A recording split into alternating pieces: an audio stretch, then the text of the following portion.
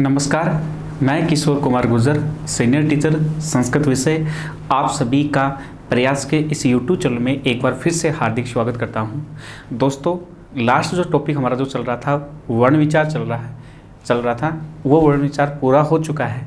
आज हम नए टॉपिक के साथ एक नया टॉपिक है समास भाग 1 की शुरुआत करेंगे।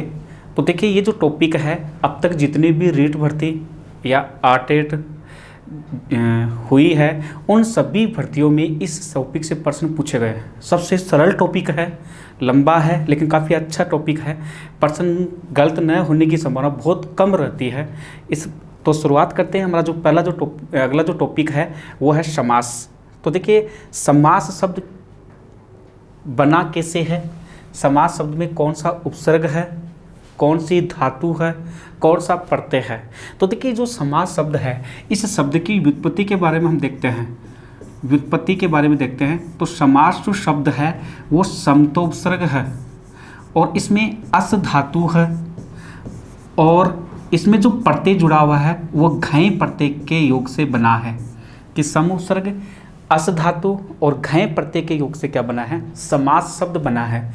अब देखिए, समास जो शब्द है वो संस्कृत व्याकरण में पुल्लिंग में प्रयुक्त होता है। कि संस्कृत में 3 लिंग होते हैं, पुल्लिंग, स्त्रीलिंग और नपुंसकलिंग। तो समास जो शब्द है वो संस्कृत व्याकरण में पुल्लिंग का माना जाता है।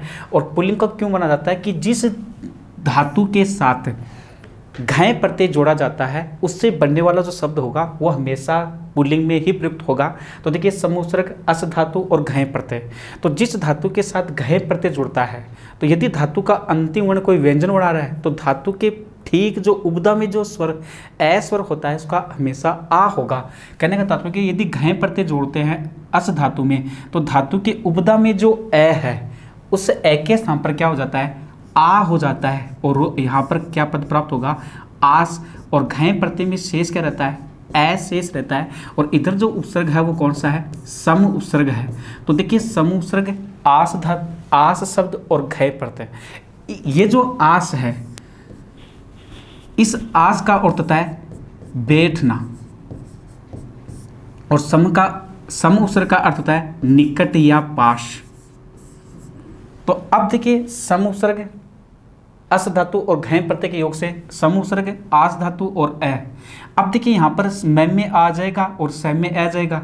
तो जो शब्द जो बनेगा इनके योग से वो शब्द क्या बनेगा, समासय शब्द बनेगा। तो सम उपसर्ग अस धातु और घय प्रत्यय के योग से क्या बनता है, समास शब्द बनता है। और अब देखिए, यहाँ पर समास का अर्थ क्या है। समास का अर्थ होता है कि जब 2 या 2 से अधिक पद एक जगह बैठ जाते हैं, अर्थात एक जगह मिल जाते हैं, तो उससे हम क्या कहेंगे, समास कहेंगे। देखिए, समुपसर्ग का अर्थ यहाँ पर क्या है, निकट, और आस का अर्थ बैठना। कि जब 2 या 2 से अधिक पद मिलकर एक हो जाते हैं तो उसे हम समास कहते हैं। और ये जो समास है, समास का शाब्दिक अर्थ होता है संक्षेप करना, संक्षेप होता है।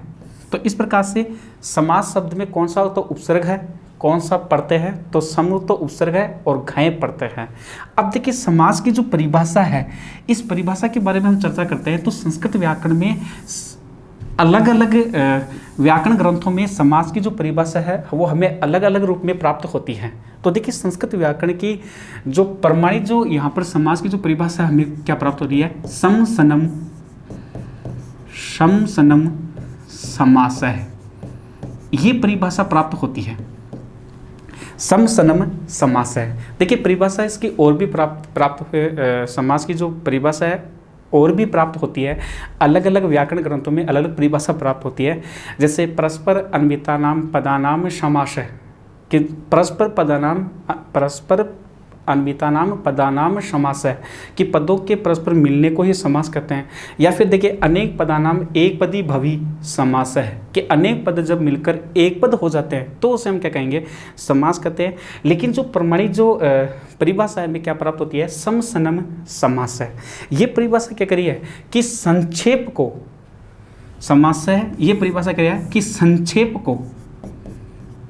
संक्षेप कर दो या संक्षिप्तीकरण को ही समास कहा जाता है।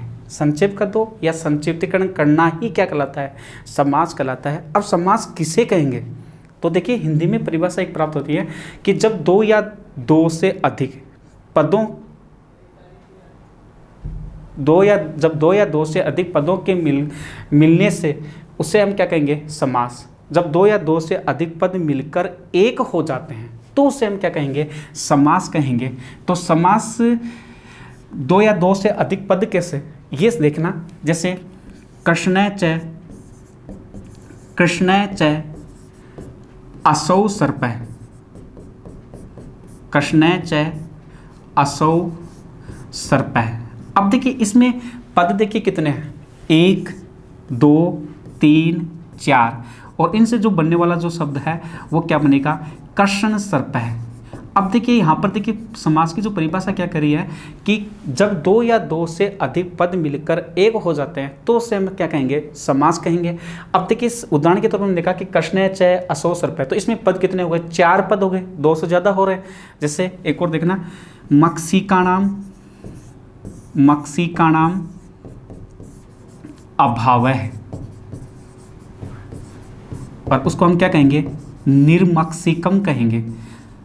तो यहाँ पर देखिए दो या दो से अधिक पद मिलकर एक हो रहे हैं, तो जब दो या दो से अधिक पद मिलकर, यहाँ पर देखिए 2 पद है और 1 पद होना ही उसे क्या हम क्या करेंगे, समास कहेंगे। तो इस प्रकार से समसनम समास की परिभाषा क्या करी है कि जब दो या दो से अधिक पद मिलकर एक हो जाते हैं तो उसे हम क्या कहेंगे, समास कहेंगे।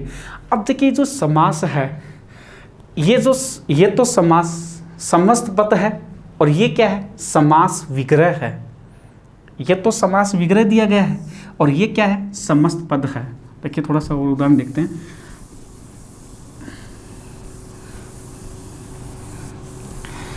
जैसे हस्तेन लिखितम, 2 पद है, अब 2 पद मिलकर एक होते हैं तो रूप क्या बनेगा, हस्तलिखितम, हस्तेन लिखितम, हस्तलिखितम। या फिर देखिए दूसरा उदाहरण देखना, वीणा पाणौ यस्या शाह, और इसका रूप क्या बनेगा, वीणा पाणी, कि वीणा है जिसके हाथों में, उसको हम क्या बोलेंगे, वीणा पाणी कहेंगे। अब देखिए ये तो समास विग्रह है और ये क्या है, समस्त पद है। तो ये तो है समास विग्रह, समास विग्रह, और समास विग्रह से जो एक पद बनता है उसको हम क्या कहेंगे, समस्त पद कह दो या उसी को समासिक पद कह दो। बात एक ही, परीक्षा में कोई सा भी नाम आ सकता है कि जब हम समास विग्रह से एक पद बनाते हैं तो उस पद को हम क्या कहेंगे, समस्त पद या सामासिक पद, या इसको समास वृत्ति शब्द भी कहेंगे, समास वृत्ति पद भी कहेंगे, समास वृत्ति पद भी कह सकते हैं। तो परीक्षा में देखिए कोई सा भी नाम आ सकता है कि समास विग्रह से समस्त पद भी पूछ सकता है या समासिक पद से समास विग्रह भी प्रश्न पूछ सकता है। तो अब देखिए ये जो विग्रह है, ये विग्रह 2 प्रकार का होता है। समास विग्रह 2 प्रकार का होता है। एक तो होता है लौकिक विग्रह, लौकिक विग्रह, और एक विग्रह होता है अलौकिक विग्रह। लौकिक विग्रह, दूसरा अलौकिक विग्रह। इस अलौकिक विग्रह को ही अस्वपद विग्रह भी कहते हैं, अस्वपद विग्रह। इस अलौकिक विग्रह को हम क्या कहेंगे, अस्वपद विग्रह भी, या फिर इस लौकिक विग्रह को स्वपद विग्रह भी कहते हैं, स्वपद विग्रह भी कहा जाता है। अब देखिए ये लौकिक विग्रह क्या है और अलौकिक विग्रह क्या है, इसके बारे में हम थोड़ा सा देखते हैं कि लौकिक विग्रह किससे कहते हैं। देखिए संस्कृत जो साहित्य है या संस्कृत जो व्याकरण है, ये 2 प्रकार का होता है। एक तो लौकिक संस्कृत साहित्य और एक होता है वैदिक संस्कृत साहित्य। तो यहाँ पर देखिए लौकिक विग्रह को कौन सा विग्रह कहलाता है? जो लोक व्यवहार में जो विग्रह काम में ले आता है उस विग्रह को हम लौकिक विग्रह कहेंगे। ऊपर जो ये विग्रह कहेंगे ना, हस्तेन लिखितम या वीणा पाणो यशा सहा, ये दोनों विग्रह लौकिक विग्रह है, अर्थात जिनको पढ़ने से हमें कुछ न कोई ना कोई अर्थ की प्राप्ति होती है। तो निश्चित रूप से वो विग्रह कौन सा कहलाएगा? लौकिक विग्रह कहलाएगा। और अलौकिक विग्रह किसे कहेंगे? या इस अलौकिक विग्रह को हम वैदिक विग्रह भी कह सकते हैं। वैदिक विग्रह, तो वैदिक विग्रह का अर्थ क्या होता है कि वह समास विग्रह जिसका प्रयोग वेदों में किया जाता हो, अर्थात जिसका विग्रह करने पर विभक्तियां दर्शाई जाती हो। यानी यहाँ पर क्या होगा, प्रत्येक शब्द के साथ विभक्तियों का प्रयोग किया जाएगा, तो वह विग्रह कौन सा होगा? अलौकिक विग्रह कहलाता है। तो अलौकिक विग्रह को हम क्या कह लेंगे? वैदिक विग्रह। वैदिक विग्रह का अर्थ क्या होता है कि वह विग्रह जिसका प्रयोग वेदों में किया जाता हो उस विग्रह को हम अलौकिक विग्रह या वैदिक विग्रह कहेंगे। रीट जो भर्ती परीक्षा होगी उसमें ये आपके सिलेबस में नहीं है, केवल लौकिक विग्रह ही प्रश्न पूछता है। तो लौकिक विग्रह कौन सा है? लोक व्यवहार में जो प्रयुक्त किया जाने वाला विग्रह होगा उसको हमें लौकिक विग्रह कहते हैं। अब देखिए, जो समासिक जो पद होगा, समास विग्रह से जो समस्त पद बनाते हैं, तो समास विग्रह से जो समस्त पद बनाते हैं उस समस्त पद में हमेशा दो पद होंगे। समास विग्रह से जब हम समस्त पद बनाते हैं तो उस समस्त पद में हमेशा दो पद होंगे। जैसे हस्तलिखितम जो उदाहरण दिया गया है उसमें देखिए, हस्तलिखितम दो पद है, हस्त और लिखितम। तो कोई भी सामासिक पद होगा, कोई भी सामासिक पद है, केवल एक से द्वंद्व समास को छोड़कर, उसके अलावा कोई सा भी यदि समास होगा तो निश्चित रूप से उस सामासिक पद में दो पद होंगे। जो पहला पद होगा उसको हम प्रथम पद या उसको हम पूर्व पद भी कह सकते हैं। प्रथम पद कर दो या उसको पूर्व पद भी कह सकते हैं। दूसरा जो पद होगा उसको हम उत्तर पद या उसको द्वितीय पद भी कह सकते हैं। उत्तर पद भी कह सकते हैं या उसको हम द्वितीय पद भी कह सकते हैं। तो कोई भी सामासिक जो पद होगा उस सामासिक पद में निश्चित रूप से दो पद होंगे। प्रथम पद को हम क्या कहेंगे? पूर्व पद, और दूसरा जो पद होगा उत्तर पद को हम क्या कहेंगे? द्वितीय पद भी कह सकते हैं। इस प्रकार से पदों की प्रधानता के आधार पर समास के अलग अलग भेद किए जा सकते हैं। तो अगला जो हम देखते हैं कि समास के जो भेद है, समास के जो भेद है, समास के भेद, वो हमें दो जो व्याकरण के जो ग्रंथ है दो तरह से प्राप्त होते हैं। कहीं पर 4 होंगे, कहीं पर 5 होंगे। तो देखो, व्याकरण के दो जो ग्रंथ है, एक तो लघु सिद्धांत कौमुदी, लघु सिद्धांत कौमुदी, सिद्धांत कौमुदी, इसका जो लेखक था और वो था वरदराज आचार्य। उसने एक ग्रंथ लिखा लघु सिद्धांत कौमुदी। इसने अपने ग्रंथ में जो समास के जो भेद बताए हैं, इसने अपने ग्रंथ में समास के जो भेद बताए हैं वो भेद कितने होंगे? 5 होंगे। फिर देखिए, दूसरा जो ग्रंथ है और वो है वैयाकरण सिद्धांत कौमुदी, वैयाकरण सिद्धांत कौमुदी, वैयाकरण सिद्धांत कौमुदी। इसका जो लेखक है वो लेखक है भट्टोजी दीक्षित, भट्टोजी दीक्षित। इसने एक ग्रंथ लिखा, भट्टोजी दीक्षित ने वैयाकरण सिद्धांत कौमुदी लिखा है। इसने अपने ग्रंथ में जो समास के जो भेद बताए हैं, उसने अपने ग्रंथ में समास के भेद कितने बताए? 4 बताए। इसने 4 भेद बताने का एक लॉजिक भी बताया है। इसने क्या किया, अपने ग्रंथ में जो समास के जो भेद बताया है वो किस आधार पर किए हैं? ये 4 जो भेद है वो पदों की प्रधानता के आधार पर किए हैं, पदों की प्रधानता के आधार पर, प्रधानता पर किए हैं। तो पदों की प्रधानता के आधार पर भट्टोजी दीक्षित ने जो समास के जो भेद किए हैं वो भेद कितने किए? 4 किए हैं। लेकिन देखिए, लघु सिद्धांत कौमुदी का जो लेखक था वरदराज आचार्य, इसने अपने ग्रंथ में भेद कितने किए? 5 किए। अब दिक्कत ये होगी कि परीक्षा में 5 करें या 4 करें। तो देखिए, सीधा किसने कर रहा है कि पदों की प्रधानता के आधार पर समास के भेद कितने हैं? तब तो उत्तर हम 5 और 4 में से हम पहले कौन सा करेंगे, 4 करेंगे। इसके या फिर कर रहा है भट्टोजी दीक्षित के अनुसार या व्याकरण सिद्धांत कौमुदी के अनुसार समास के भेद कितने हैं, तब हम कितने करेंगे, 4 करेंगे। इनके अलावा किसी भी ग्रंथ का नाम ले या किसी भी लेखक का नाम ले, हम समास के भेद कितने करेंगे, 5 करेंगे। या फिर सीधा किसने कर रहा है, यदि मान लीजिए सीधा किसने ये कर रहा है समासः कतिधा, समासः कति, यदि ये किसने कर रहा है, अगला ऑप्शन दे रहा है 4 5 6 7, तो सीधा किसने कर रहा है कि समासः कति, तब तो उत्तर हम पहले कौन कितना करेंगे, 5 ही करेंगे। केवल 4 तो किसके आधार पर है, पदों की प्रधानता के आधार पर ही हम 4 करेंगे, या फिर भट्टोजी दीक्षित के अनुसार ही 4 करेंगे। तो अब देखिए लघु सिद्धांत जो कौमुदी का जो लेखक है वो वरदराज आचार्य है, उसने अपने ग्रंथ में समास के 5 भेद किए।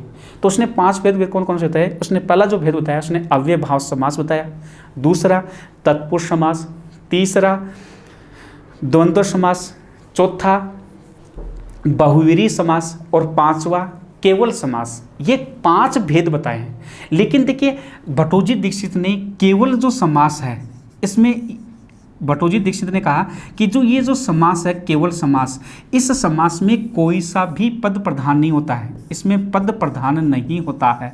किस समास में, केवल समास में, इसमें कोई सा भी पद प्रधान नहीं होता है। इसलिए भट्टोजी दीक्षित ने केवल समास को समास के रूप में स्वीकार नहीं किया है। इसलिए इनके अनुसार समास के भेद कितने होते हैं, 4 होते हैं। तो हम एक एक करके हम इनका अध्ययन करेंगे कि अव्ययभाव समास में कौन सा पद प्रधान होता है, तत्पुरुष में कौन सा होता है। तो देखिए पदों की प्रधानता के आधार पर या फिर देखिए लघु सिद्धांत कौमुदी के आधार पर, तो इस प्रकार से हमें समास के जो भेद है वो दोनों ग्रंथों के अनुसार अलग अलग प्राप्त होते हैं। तो हम पहले 5 भेद देखते हैं। तो देखिए कोई भी सामासिक पद होगा, उस सामासिक पद में हमने कितने पद देखे, 2 पद देखे। तो पदों की प्रधानता के आधार पर तो समास के 4 होंगे। तो जहाँ पर देखिए, जहाँ पर प्रथम पद प्रधान होता है, प्रथम पद प्रधान होगा तो वहाँ समास कौन सा होगा, अव्ययभाव होगा। जहाँ पर प्रथम पद प्रधान होगा वहाँ समास कौन सा होगा, अव्ययभाव होगा। तो देखिए अव्ययभाव समास की विशेषता क्या है कि इस समास में प्रथम पद या तो उपसर्ग होगा या फिर कोई अव्यय पद की प्राप्ति होगी, या तो उपसर्ग होगा या फिर कोई अव्यय पद होगा। तो वहाँ समास कौन सा होगा, अव्ययभाव समास होगा। जैसे यथास्थानम, तो देखिए इस समास में क्या है, यथा क्या है, एक अव्यय पद है, इसलिए यहाँ पर समास कौन सा हो गया, अव्ययभाव समास हो गया। दूसरा देखिए, जहाँ पर दूसरा पद प्रधान होता है, यानी द्वितीय जो पद प्रधान होता है, द्वितीय पद प्रधान होता है, तो वहाँ समास कौन सा होता है, तत्पुरुष समास होता है। जहाँ पर दूसरा पद प्रधान होता है तो वहाँ समास कौन सा करेंगे, तत्पुरुष समास करेंगे। जैसे एक उदाहरण देखना, कर्षण श्रीतः, कर्षण श्रीतः। अब देखिए इसमें 2 पद हैं कर्षण श्रीतः में, समझना देखिए 2 पद है कर्षण श्रीतः, एक तो कर्षण और श्रित। तो यहाँ पर देखिए कर्षण का अर्थ होता है कृष्ण भगवान और श्रीतः का अर्थ होता है रक्षित, या कृष्ण भगवान के द्वारा रक्षा किया गया। तो यहाँ पर देखिए कृष्ण भगवान है, लेकिन यहाँ पर पहला पद देखते हैं कि कृष्ण, क्या कृष्ण, कोई अर्थ की प्राप्ति नहीं है, लेकिन श्रीतः का अर्थ रक्षा किया गया। अब किसके द्वारा रक्षा किया गया, या तो कृष्ण होगा या फिर शिव होगा या फिर बालाजी होगा। तो निश्चित रूप से देखो यहाँ पर दूसरे पद से कोई ना कोई अर्थ की प्राप्ति हो रही है। तो यहाँ पर देखिए दूसरा पद प्रधान हुआ, तो जहाँ पर दूसरा पद प्रधान होता है वहाँ समास कौन सा होता है, तत्पुरुष समास होता है। जैसे दूसरा एक उदाहरण देखना, ग्राम गतः, ग्राम गतः। तो इस उदाहरण में 2 पद प्राप्त हो रहे हैं, एक तो ग्राम और दूसरा गत। तो यहाँ पर देखिए दूसरा पद क्या है, गत यानी गया हुआ, ग्राम यानी गाँव। तो गाँव, यदि मान लीजिए इस पद से अर्थ लेने की कोशिश करेंगे तो हमें पूरा कोई अर्थ, कोई वास्तविक अर्थ की प्राप्ति नहीं होती है। लेकिन गतः का अर्थ क्या होता है, गतः यानी गया हुआ। अब कहाँ गया हुआ, या तो गांव गया हुआ या फिर कोई नगर गया हुआ, तो कोई ना कोई अर्थ की प्राप्ति हो रही है। तो इन दोनों उदाहरणों में कौन सा पद प्रधान हो रहा है, दूसरा पद प्रधान हो रहा है। तो जहाँ पर दूसरा पद प्रधान होता है वहाँ पर समास कौन सा होता है, तत्पुरुष समास होता है। फिर तीसरा देखिए, जहां पर दोनों पद प्रधान होते हैं, उभय पद प्रधान होता है, उभय का अर्थ होता है दोनों, उभय पद प्रधान होते हैं, तो वहां समास कौन सा होता है?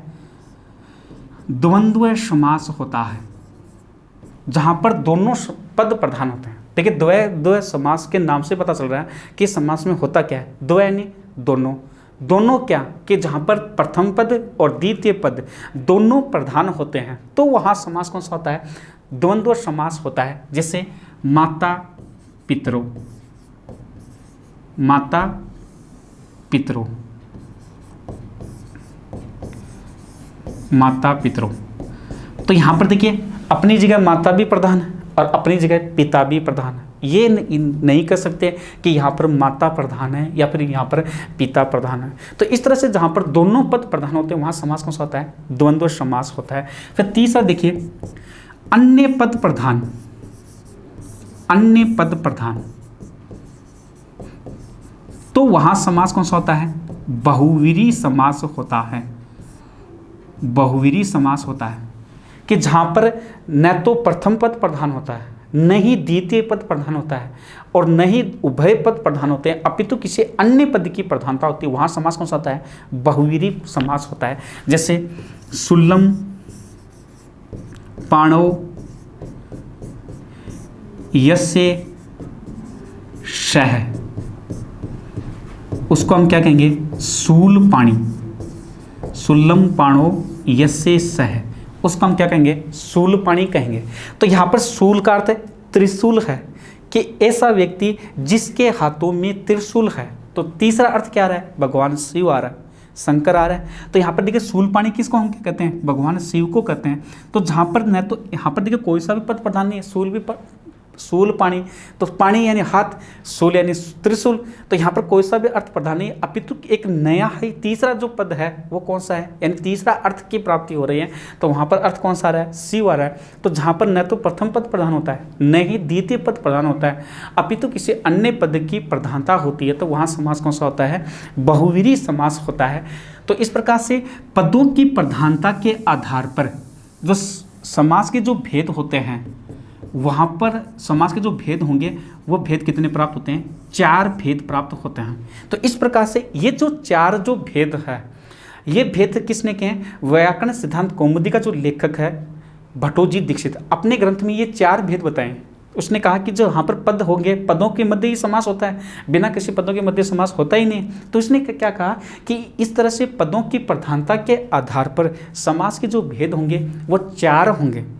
अब देखिए भट्टोजी दीक्षित ने तो ये बताया, लेकिन देखिए लघु सिद्धांत कौमुदी का जो लेखक था वरदराज आचार्य, इसने भेद कितने बता दिए? 5 भेद बताए। इसने कहा कि जहाँ पर न तो प्रथम पद प्रधान होता है, न ही द्वितीय होता है और न ही किसी अन्य पद की प्रधानता होती है, वो समास कौन सा होता है? केवल समास होता है, केवल समास। तो इसने क्या कहा कि समास में पद प्रधान होने की कोई जरूरत नहीं है, बस पद होना चाहिए। तो उसने क्या एक नया समास बता दिया, और वो कौन सा है? केवल समास। और इसको नाम क्या, इसकी जो परिभाषा उसने क्या बताई कि विशेष संज्ञा रहित है, विशेष संज्ञा रहित है, संज्ञा रहित है, रहित जो समास होता है उस समास को हम क्या कहेंगे? केवल समास कहेंगे। ये बात किसने कही? वरदराज आचार्य ने अपने ग्रंथ लघु सिद्धांत कौमुदी में बताई कि जहाँ पर कोई भी पद प्रधान नहीं होता वहाँ पर भी समास होता है, और वो समास क्या नाम बताया उसने? केवल समास। इस प्रकार से संस्कृत व्याकरण में जो समास के जो भेद हैं ये हमें भेद प्राप्त होते हैं, 5 भेद प्राप्त होते हैं। तो मुख्य रूप से समास के जो भेद होंगे संस्कृत व्याकरण में 5 भेद होंगे। अब देखिए पहला जो भेद है अव्ययभाव समास, दूसरा तत्पुरुष समास, तीसरा द्वंद्व, चौथा बहुवीरी। अब देखिए केवल समास में एक उदाहरण प्राप्त होता है, और वो कौन सा है? भूतपूर्व है, भूतपूर्व है। इसमें भी 2 पद हैं। अब देखिए भूत का अर्थ जो बीत गया है, पूर्व का अर्थ जो बीत गया है, जो पहले है, और इस भूतपूर्व जो शब्द है इसका अर्थ भी क्या है? जो बीत गया है। अब बताइए यहाँ पर कौन सा पद प्रधान है? कोई सा भी पद प्रधान नहीं है, इसलिए यहाँ पर समास कौन सा माना जाएगा? केवल समास है। तो यहाँ पर केवल समास का उदाहरण कौन सा है? भूतपूर्व है, ये प्राप्त होता है। अब देखिए थोड़ा सा, तो ये तो समास के भेद प्राप्त होते हैं, 5 भेद प्राप्त होंगे, लेकिन परीक्षा में प्रश्न ये कर रहा है कि पदों की प्रधानता के आधार पर समास के भेद बताओ, या फिर व्याकरण सिद्धांत कौमुदी के अनुसार बताओ, या भट्टोजी दीक्षित के अनुसार बताना है, तब हम 4 ही करेंगे। उसके अलावा क्वेश्चन कैसा भी हो उत्तर हम 5 करेंगे। तो इस तरह से ये समास के भेद हैं। अब देखना, कर्मधारय और द्विगु जो समास है, ये जो दोनों जो समास है, इनमें क्या है, इन दोनों समासों में भी दूसरा पद प्रधान होता है। कर्मधारय समास में और द्विगु समास में, इन दोनों में दूसरा पद प्रधान होता है। तो इन 5 में द्वितीय पद कौन सा होता है? तत्पुरुष समास होता है। तो ये जो कर्मधारय है, ये इस तत्पुरुष समास के ही भेद होता है।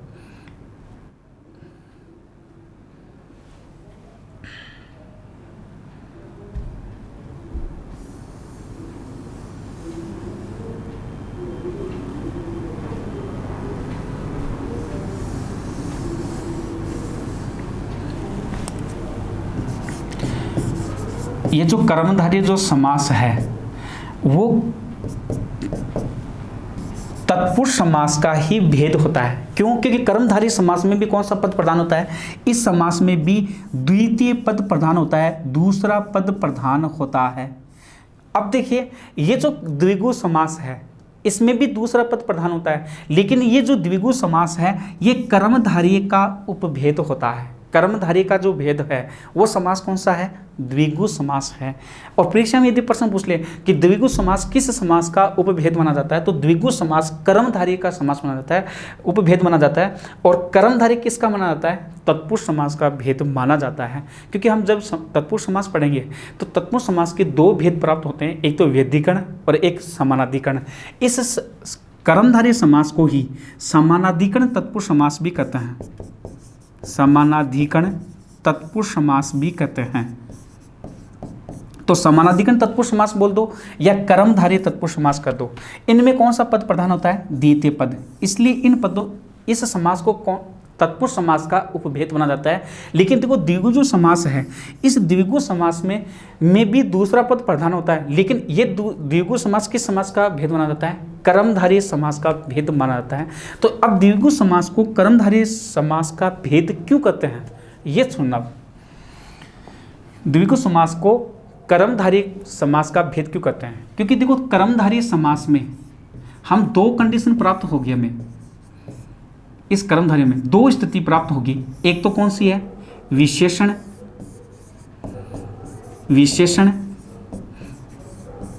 और दूसरी विशेषता, विशेषण विशेष्य की स्थिति प्राप्त होगी। कि इस समास में 2 कंडीशन प्राप्त होगी, 2 स्थितियां प्राप्त होगी। दूसरी उपमान, उपमेय, तुलना करना, ये कंडीशन प्राप्त होगी। एक तो पहली कंडीशन विशेषण विशेष्य, दूसरी उपमान उपमेय की।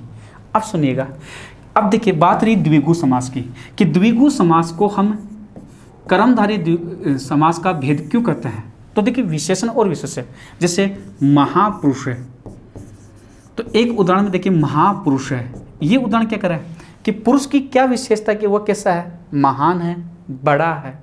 तो यहाँ पर देखिए, विशेषण का दूसरा नाम हमें क्या प्राप्त होता है? विशेषता प्राप्त हो रहा है। तो यहाँ पर पुरुष की विशेषता कैसी है कि वह कैसा है? महान है। जैसे एक उदाहरण और देखना, श्वेत पत्रम,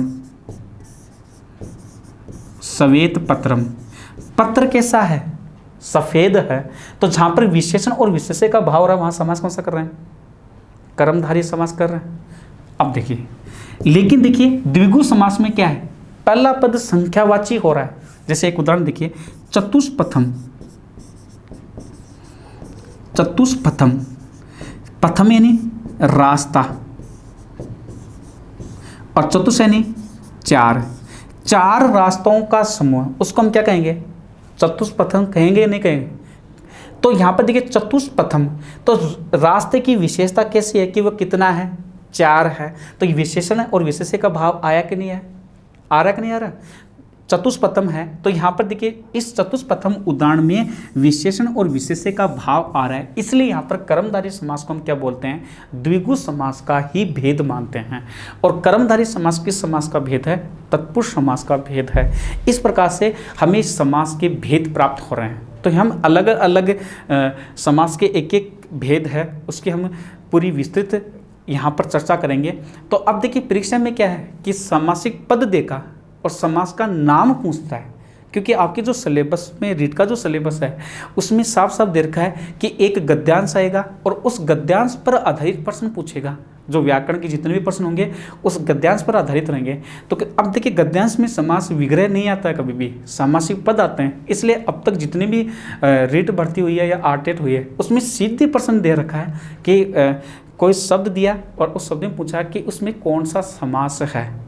तो किसी भी कंपटीशन की हम तैयारी करते हैं तो हमारा सबसे महत्वपूर्ण काम यही होता है कि हम उस विषय का जो सिलेबस है वो सिलेबस साथ लेकर चलेंगे। तो देखिए सिलेबस में साफ साफ लिख रखा है, कभी भी यहाँ पर हाँ हो सकता है समास विग्रह भी प्रश्न पूछ ले। तो यहाँ पर देखो मैं दोनों तरफ से चर्चा करूँगा कि समास विग्रह भी बताऊँगा कि अव्ययभाव समास में समास विग्रह किस प्रकार से किया जाता है, या कर्मधारय समास में समास विग्रह कैसे करते हैं, बहुव्रीहि में कैसे करते हैं, द्वंद्व में कैसे करते हैं, सारी बातों को हम चर्चा करेंगे। लेकिन हमारा जो मेन जो फोकस केस में रहेगा उदाहरण पर रहेगा, क्योंकि हम परीक्षा में सीधा प्रश्न करेगा। कभी भी समास विग्रह बहुत कम पूछता है और हो सकता है प्रश्न पूछ भी ले, तो हम यहाँ पर बताएंगे, सारी चीज़ चर्चा करेंगे। तो यहाँ पर देखिए पहला जो समास है वो समास हमें प्राप्त हो रहा है, अव्ययभाव समास प्राप्त हो रहा है। पहला जो समास है अव्ययभाव समास।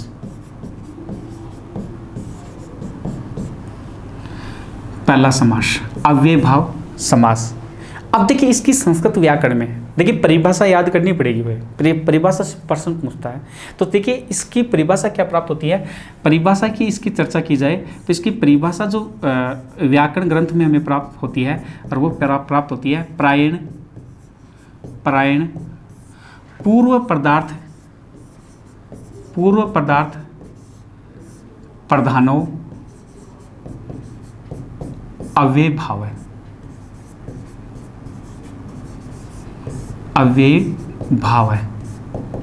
कि प्रायण पूर्व पदार्थ प्रधानो अव्ययभाव है। ये समास परिभाषा क्या करी है कि यदि कोई सामासिक पद होगा और उस सामासिक पद में पूर्व पद प्रधान होता है तो वहाँ समास कौन सा होता है, अव्ययभाव समास होता है। तो देखो कई बार परीक्षा में क्या है कि इतनी परिभाषा दे देता है और ये प्रश्न पूछ लेता है कि प्रायण पूर्व पदार्थ प्रधानो खाली स्थानम, कि बताइए कि यह जहाँ पर पूर्व पद जहाँ पर प्रधान होता है तो बताइए यहाँ पर कौन सा समास होगा। तो पूर्व पदार्थ प्रधानो अव्ययभाव है। या फिर कई बार क्या है ये न प्रश्न पूछकर सीधा प्रश्न पूछ लेता है अगला,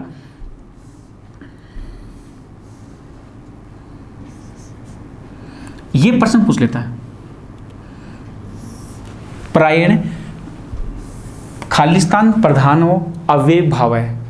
सीधा कई बार क्या है ये प्रश्न भी पूछ सकता है कि प्रायण खालिस्तान प्रधानो अव्ययभाव है, पूर्व पदार्थ, उत्तर पदार्थ, उभय पदार्थ या अन्य पदार्थ, तो कौन सा आएगा, पूर्व पदार्थ प्रधानो अव्ययभाव है। ये तो अव्ययभाव समास की परिभाषा है। दूसरी बात देखिए अव्ययभाव समास की जो विशेषताएं हम देखते हैं, तो देखिए कोई भी समास हो और यदि उसकी समास की विशेषता याद हो तो हम लगभग उत्तर हम निकाल लेंगे कि इस शब्द में कौन सा समास है। लेकिन विशेषता याद करनी पड़ेगी, रटनी पड़ेगी। तो देखिए पहला जो समास है परिभाषा क्या प्राप्त हो रही है, प्रायण पूर्व पदार्थ प्रधानो अव्ययभाव है। इसकी विशेषता हमें क्या प्राप्त होती है कि इस समास में प्रथम पद, पहली विशेषता तो प्रथम पद प्रधान होता है, कि इस समास में पहली बात तो इसमें प्रथम पद प्रधान होता है। दूसरी बात इसमें प्रथम पद के रूप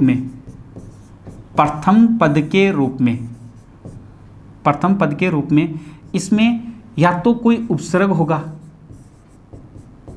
या फिर किसी अव्यय शब्द की प्राप्ति होगी। कि इस समास में प्रथम पद के रूप में या तो कोई उपसर्ग होगा या फिर क्या होगा, कोई अव्यय पद की प्राप्ति होगी। ठीक है, कि इस समास में पहला पद प्रधान होगा, प्रथम पद प्रधान होता है, प्रथम पद के रूप में क्या होगा, या तो कोई उपसर्ग होगा या फिर कोई अव्यय शब्द होगा। पर तीसरी बात देखना कि इस समास में समस्त जो पद है, समस्त पद का अर्थ मैंने क्या बताया था, सामासिक पद। सामासिक पद वो कौन से लिंग का होगा, नपुंसकलिंग का होगा। इस समास में समस्त पद या सामासिक जो पद होगा वो हमेशा नपुंसकलिंग का होगा। यानी कहने का तात्पर्य है कि आकारांत और अकारांत जो शब्द होगा उसके अंत में आपको मैं मिलेगा, यानी समस्त पद नपुंसकलिंग का होगा। ये तो तीन तो मुख्य विशेषताएं हैं इस समास की, कि इसमें प्रथम पद प्रधान होता है, प्रथम पद के रूप में या तो उपसर्ग होगा या फिर कोई अव्यय पद होगा। तो देखिए संस्कृत एक बात ध्यान रखने की है कि जितने भी उपसर्ग होते हैं वो सारे के सारे संस्कृत व्याकरण में अव्यय ही कहलाते हैं, क्योंकि संस्कृत व्याकरण में जब अव्यय पढ़ेंगे तो वहाँ पर एक सूत्र आएगा स्वरादि निपात अव्ययम, कि जो अव्यय जो पद है उसको हम निपात भी कहेंगे, और जितने भी स्वर होंगे वो सारे के सारे संस्कृत में क्या माने जाते हैं, अव्यय ही माने जाते हैं। तो इस प्रकार से इस समास की विशेषता, मुख्य रूप से विशेषता ये प्राप्त होगी, इसमें प्रथम पद प्रधान होता है, प्रथम पद के रूप में उपसर्ग होगा या फिर कोई अव्यय होगा, या फिर समस्त पद या सामासिक पद कौन से लिंग का होगा, नपुंसकलिंग का होगा। ये तो महत्वपूर्ण बात। इसके अलावा और भी देखना, इस समास में यदि समास विग्रह में केवल अव्ययभाव समास की विशेषता चल रही है कि इस समास में यदि समास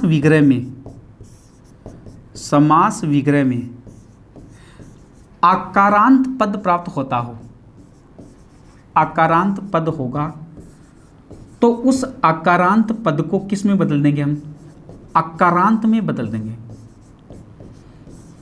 पहली बात तो क्या है कि इस समास में समास विग्रह में क्या पद आ रहा हो, आकारांत पद आ रहा हो, तो उस आकारांत पद को किस में बदल देंगे, अकारांत में बदल देंगे। तो देखिए संस्कृत व्याकरण की विशेषता है कि जिस शब्द के अंत में जो वर्ण होता है उस वर्ण के अनुसार उस शब्द का नाम पड़ जाता है। यदि किसी शब्द के अंत में कोई स्वर होगा तो स्वर के अनुसार उस शब्द का नाम पड़ जाएगा, या तो कोई व्यंजन वर्ण है तो उस व्यंजन वर्ण के अनुसार उस शब्द का नाम पड़ जाएगा। जैसे देखिए, जैसे एक शब्द है वधू शब्द है, इसका अंतिम वर्ण क्या है, ऊ है, तो इसको हम क्या कहेंगे, उकारांत पद कहेंगे, उकारांत कर देंगे। जैसे बालिका शब्द है, बालिका शब्द है, इसका अंतिम वर्ण क्या आ रहा है, आ रहा है, इसलिए इसको हम क्या कहेंगे, आकारांत कर देंगे। जैसे एक शब्द है राजन शब्द है, तो इस राजन शब्द के अंतिम वर्ण क्या आ रहा है, न आ रहा है, क्योंकि देखो न हलंत में आ रहा है, इसका मतलब इसमें स्वर की मात्रा हट गई है, तो न व्यंजन वर्ण आ रहा है। तो यहाँ पर देखिए इस राजन का न है और ये व्यंजन वर्ण आ रहा है, तो न तो आ रहा है, इसलिए इस पद को हम क्या कहेंगे, नकारांत कर देंगे। तो अब देखिए हमारा जो नियम जो चल रहा है वो सुनना कि इस समास में यदि समास विग्रह में, अव्ययभाव समास में यदि समास विग्रह में यदि आकारांत पद प्राप्त हो रहा हो तो उस आकारांत पद को किस में बदलेंगे, अकारांत में बदल देंगे। अब सुनना, तो यहाँ पर देखिए किसी शब्द के अनुसार शब्द का नाम पड़ जाता है, किसी शब्द के अंत में जो वर्ण होता है उस वर्ण के अनुसार शब्द का नाम पड़ जाता है। तो अब देखिए ये नियम देखना कि समास विग्रह में आकारांत पद होना चाहिए। जैसे रम्यायाः समीपम, रम्यायाः समीपम। अब इसमें दो पद हैं, एक तो रम्या और एक समीप। तो हमने देखा कि इस समास में प्रथम पद क्या होगा, या तो कोई उपसर्ग होगा या फिर कोई अव्यय होगा। तो हमें समस्त पद बनाना है, तो समस्त पद नियम क्या करा है कि इसमें देखो रम्या में मूल जो शब्द है वो क्या है, रमा है, तो रमा का अंतिम वर्ण क्या रहा है, आ रहा है, तो अकारांत हुआ कि नहीं हुआ। फिर दूसरा क्या है, समीप अर्थ, तो समीप अर्थ में उपसर्ग कौन सा आता है, हमेशा उप उपसर्ग आ रहा है। तो अब देखिए समास विग्रह से हम समस्त पद बना रहे हैं, तो उप तो क्या एक उपसर्ग है, और जितने भी उपसर्ग होते हैं वो क्या होते हैं, अव्यय होते हैं, तो इसका मतलब उप में तो कोई परिवर्तन नहीं होगा। पर दूसरा क्या है, रमा है, तो आकारांत पद को किस में बदल देंगे, अकारांत में बदल देंगे, यानी इस रमा का आ का लोप कर देंगे, रूप शेष क्या बचेगा, रम बचेगा, तो ये रम कर दिया। फिर देखा कि अव्ययभाव समास में जो समस्त पद है वो कौन से लिंग का होगा, नपुंसकलिंग का होगा, तो क्या बनेगा, उपरमम बनेगा, कि रमाया समीपम उपरमम। जैसे एक और देखना, गंगाया समीपम, गंगाया समीपम। तो हमने देखा कि समीप अर्थ में उपसर्ग कौन सा आ रहा है, उप आ रहा है, ये उप कर दिया। फिर देखिए यहाँ पर मूल जो शब्द है वो क्या है, गंगा है, लेकिन नियम क्या कह रहा है, अव्ययभाव समास में यदि अकारांत पद होगा तो उसका अकारांत का क्या होगा, अकारांत होगा। कहने का तात्पर्य इस गंगा का क्या हो जाएगा, गंग हो जाएगा, और रूप क्या बन जाएगा, यहाँ पर उपगंगम बन जाएगा। और उपगंगम का अर्थ क्या होता है, गंगा के समीप। उपरमम का अर्थ क्या होता है, रमा के समीप या रमा के निकट या गंगा के निकट। तो ये तो नियम चलेगा अकारांत शब्दों में, कोई भी अकारांत यदि शब्द प्राप्त हो रहा हो अव्ययभाव समास में। हाँ, यदि मान लीजिए गंगाया समीपम और अगला ये दे दे उपगंगम और उपगंगाम, दोनों ऑप्शन कर दे अगला, बताइए कि इसका समस्त पद क्या होगा। तो यदि इस तरह से दोनों विकल्प आ रहा है तो हम सही कौन सा करेंगे, हमेशा उपगंगम करेंगे, क्योंकि ये नियम है अव्ययभाव समास में कि अकारांत पद प्राप्त हो रहा तो उसका हमेशा क्या होगा, अकारांत हो जाएगा। तो यहाँ पर ये न होकर क्या होगा, उपगंगम होगा। अगर ये नियम चल रहा है समास विग्रह में। दूसरी बात देखना कि इस समास में अगला जो नियम है वो सुनना, इस समास में यदि समास विग्रह में उकारांत पद प्राप्त हो रहा हो, उकारांत, तो उसको हम क्या कर देंगे, उकारांत कर देंगे। उकारांत पद को हम क्या कर देंगे, ऊ कर देंगे। कहने का तात्पर्य यदि किसी शब्द के अंत में ऊ बड़ा आ रहा है तो उसको हम क्या कर देंगे, छोटा ऊ कर देंगे। जैसे एक उदाहरण है, वधवा समीपम, वधवा समीपम। तो इसमें देखा कि समीप अर्थ में उपसर्ग कौन सा आ रहा है, उप आ रहा है, ये उप कर दिया। फिर देखा कि यहां पर मूल शब्द क्या है, वधु आ रहा है, तो वधु में ऊ की मात्रा क्या होती है, हमेशा बड़ी है, इसलिए इस पद को हम क्या कहेंगे, उकारांत कहेंगे। तो यहाँ पर इस ऊ को हम क्या कर देंगे, छोटा कर देंगे, और रूप क्या बन जाएगा, उपवधु बन जाएगा। इस प्रकार से इस समास में जो अगला नियम क्या कर रहा है कि अव्ययभाव समास में यदि समास विग्रह में उकारांत पद प्राप्त हो रहा हो तो उसका समस्त पद बनाते समय उस उकारांत पद को ह्रस्व ऊ में बदल देंगे और अंत में क्या जोड़ देंगे, अंत में यहाँ पर उकारांत पद के अंत में यहाँ पर मैं नहीं जुड़ेगा तो उपवधु बनेगा। यहाँ पर दोनों ऑप्शन कर दिया अगला, उपवधु और उपवधु। तो कौन से विकल्प का चयन करेंगे, हमें हमेशा ऊ छोटे वाले को करेंगे। यहाँ पर हमें पता है कि वधु में ऊ की मात्रा बड़ी आती है, लेकिन समास विग्रह से यदि समस्त पद बनाते हैं अव्ययभाव समास में तो उसमें हमेशा ऊ हमेशा छोटा ही रहेगा। फिर देखिए अगला तीसरा नियम कि इस समास में समास विग्रह में इकारांत पद प्राप्त हो रहा हो, इकारांत पद प्राप्त होगा तो उसको हम ह्रस्व ई में बदल देंगे। इकारांत पद को किस में बदलेंगे, ह्रस्व ई में बदल देंगे। या फिर यहां पर देखिए इस ई का लोप भी कर सकते हैं, इस इकारांत पद को ह्रस्व ई में बदल देंगे। जैसे देखना, नद्यः समीपम, नद्यः समीपम। अब देखिए समीप अर्थ में उपसर्ग कौन सा आ रहा है, उप आ रहा है, उप आ रहा है। फिर देखिए यहाँ पर नदी में मूल जो शब्द होता है वो हमेशा क्या है, नदी में ई की मात्रा बड़ी आती, तो इसका समस्त पद बनाएंगे तो इस बड़ी ई को हम क्या कर देंगे, छोटा ई कर देंगे। तो यहाँ पर रूप क्या बनेगा, उपनदी बनेगा। यदि मान लीजिए समास विग्रह से समस्त पद बना रहा है अगला, तो उपनदी को हम ई को दीर्घ कभी नहीं करेंगे अव्ययभाव समास में। तो यहाँ पर उपनदी में नदी में जो ई की मात्रा लगेगी वो छोटी लगेगी। फिर देखिए नद्या समीपम। फिर देखिए यहाँ पर इस इकारांत की बात की जाए तो हमें दो काम कर सकते हैं, या तो इस ई का लोप भी कर सकते हैं। तो यदि उपनदी में ई का लोप करेंगे तो यहाँ पर उपनदम बनेगा, उपनदम भी बना सकते हैं, कोई फर्क नहीं पड़ेगा। तो इस प्रकार से अव्ययभाव समास में ये तीन नियम महत्वपूर्ण नियम होंगे। आगे हम एक एक नियम को हम विस्तारपूर्वक पढ़ेंगे आगे। तो देखो पहला जो नियम क्या था कि इस समास में, समास वगैरह में आकारांत यदि पद प्राप्त हो रहा हो तो उसको हम कैसे बदलेंगे, आकारांत में बदल देंगे। जैसे हमने देखा रमाया समीपम उपरमम, गंगाया समीपम उपगंगम।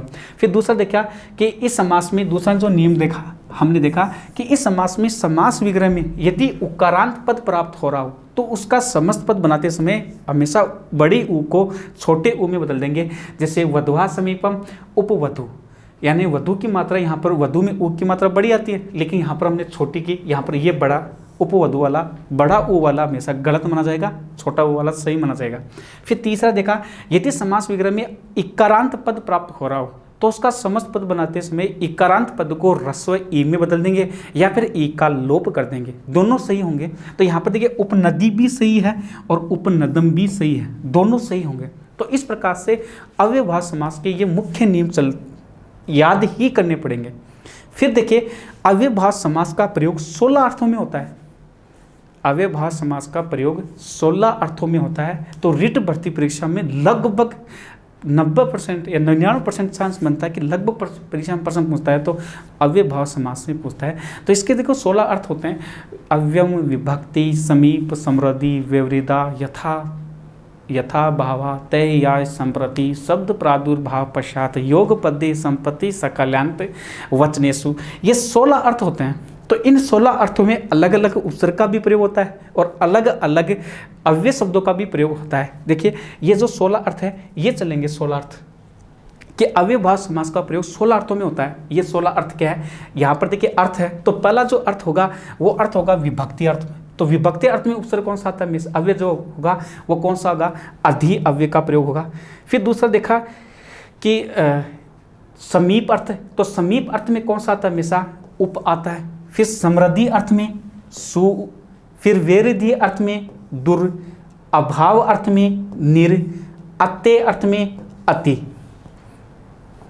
फिर देखिए असंप्रति अर्थ में अति अव्यय का प्रयोग करेंगे। फिर देखिए शब्द प्रादुर्भाव, शब्द प्रादुर्भाव अर्थ में इति अव्यय का, पश्चात अर्थ में अनुपसर्ग का। फिर देखिए ये जो यथा है, इस यथा के 4 अर्थ होते हैं, यथा के 3 अर्थ होते हैं, योग्यता, विवसा, पदार्थ, नति, वृत्ति। तो योग्यता अनुपसर्ग, विवसा प्रति, पदार्थ, नति, वृत्ति, यथा। फिर देखिए अनुप्रवेण अर्थ में अनुपसर्ग, योग पद्य अर्थ में सह, देखो मूल जो अव्यय होता है वो हमेशा सह होता है और सह में सह शेष रहता है। फिर देखिए सादृश्य अर्थ में सह, संपत्ति अर्थ में सह, साकल्य अर्थ में सह और अंत अर्थ में सह।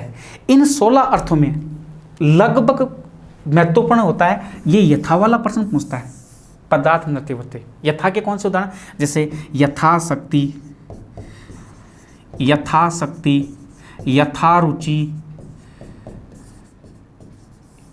या यथोचितम, ऐसे उदाहरण प्राप्त होंगे। तो यहाँ पर देखिए सबसे महत्वपूर्ण जो अर्थ होगा वो पदार्थ, नति, वृत्ति अर्थ में होगा। या फिर इसके अलावा जो पहला जो अर्थ है विभक्ति अर्थ में, ये जो अधि अर्थ में, इससे भी प्रश्न लगभग प्रश्न पूछता है।